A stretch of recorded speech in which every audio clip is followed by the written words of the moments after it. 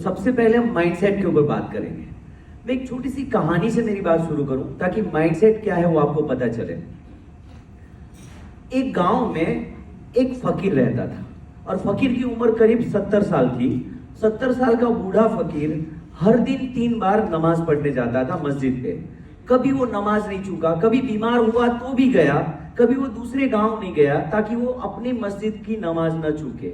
और लोगों ने फकीर को और मस्जिद को एक साथ जोड़ दिया कि बिना फकीर वो मस्जिद हो ही नहीं सकती है। और एक दिन वो लोग सुबह सुबह मस्जिद गए तो वहां पे फकीर नहीं था।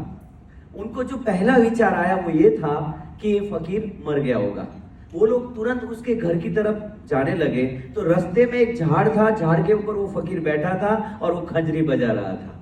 फकीर को जिंदा देख के उन्होंने बोला कि जो चीज आप पूरी जिंदगी भर नहीं चूके, जो आप अपने बुढ़ापे में चूके, क्या आप बुढ़ापे में अधार्मिक हो गए?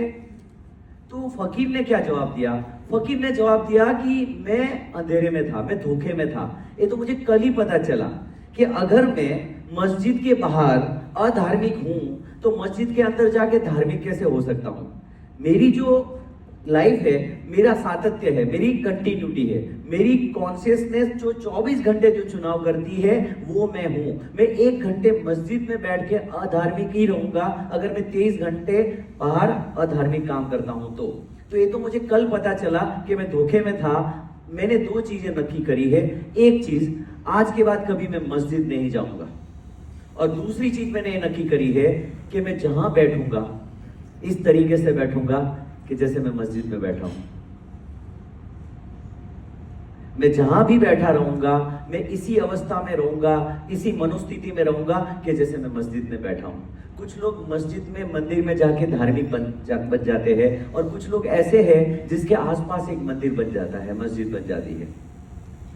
तो मैं आपको ये बताना चाह रहा हूं कि आपकी 24 घंटे की कॉन्शियसनेस जब तक शिफ्ट नहीं होती, आप में ट्रांसफॉर्मेशन नहीं आ सकता। 24 घंटे की चेतना जो चूज करती है आपके लाइफ में, जो बिहेवियर, जो एक्शन का चुनाव होता है, जो थॉट प्रोसेस का चुनाव होता है, वो जो कॉन्शियसनेस, जो चॉइस मेकिंग है, वो जब तक ट्रांसफॉर्म नहीं होता है आपके लाइफ में ट्रांसफॉर्मेशन नहीं आ सकता। आप ऐसे सेशन में आते हो, बहुत एनर्जेटिक फील करते हो, बहुत एक्साइटेड हो जाते हैं, आप सोचेंगे 10x हो जाएगा।